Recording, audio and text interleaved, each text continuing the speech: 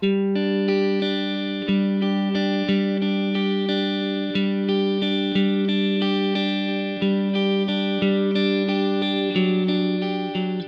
Karen, and I'm here to share about how God has led me through one of the darkest moments of my life. I grew up in this church basically, so I came to the church since I was 16, and I was actively serving God. And one time I even won the longest serving cell group leader award, so which means I was leading cell groups for more than close to 20 years, I would say. Prior to the diagnosis, I was actually focusing very much on my work, putting in very long hours, working on the average 50 to 60 hours a week. So I hardly had time for myself, to take care of myself, or to even no time for exercise, nothing. I received a phone call from the doctor's clinic, and the nurse told me that they found some cancerous cells in my womb, and I was scheduled for an emergency surgery. At that point, I was in shock, of course, but there was some form of calmness. I think it was like the peace of God that surpassed all understanding, and I knew I could depend on God to take care of me.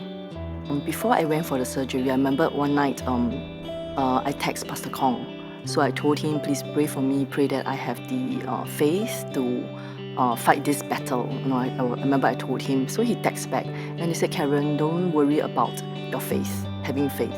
He said, just focus on getting well. Let me fight the fight of faith for you. When I decided that yes, I would go for the surgery, my friends from church, they heard about it and they insisted, like Pastor Yeow said that he must pray for me. So Pastor Ming helped me to arrange, like 15 minutes, everybody, if you want to pray for Karen, come to the hospital before she check in. So more than 20 of them came. I was very, very touched.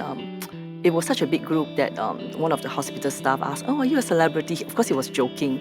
But they prayed for me, and I think it was so comforting to know that I have friends who really cared for me. After that, for the when I was going through chemo sessions and so on, they also fetched me and they cooked for me, did a lot of things for me. So that really, really helped.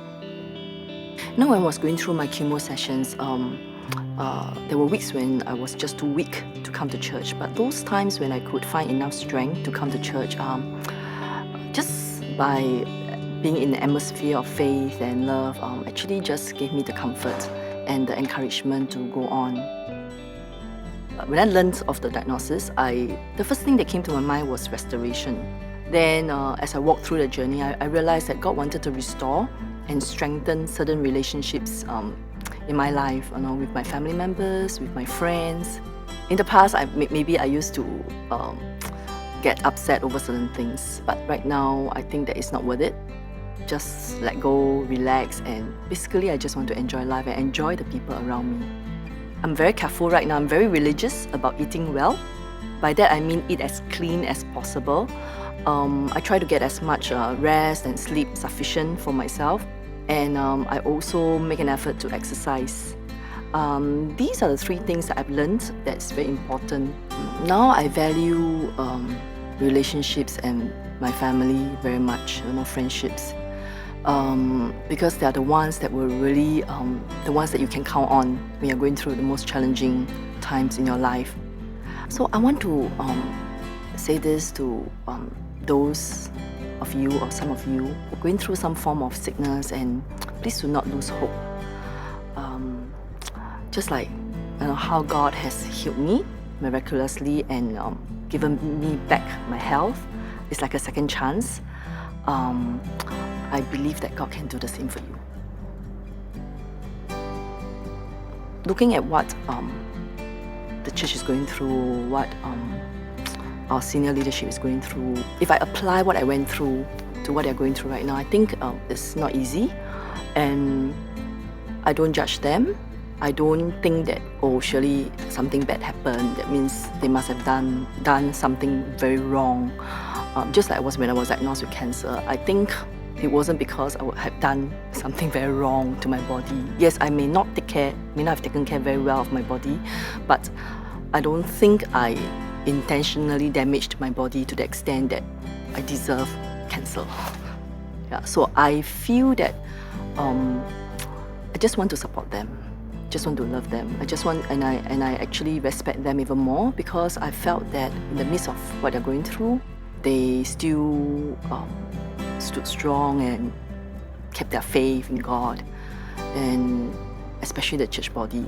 I mean, we also stood together, and I think that is what a journey of faith is all about. That is what standing together with one another is all about.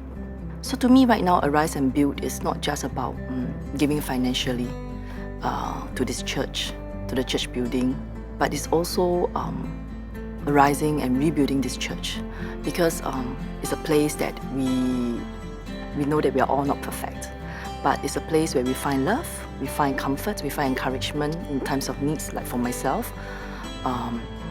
And it's also a place where we come together and we had so much fun. We grow together, we laugh, we cry together. And it's a place where when we know that we needed friends to count on, they will be there, just like the church family was there for me.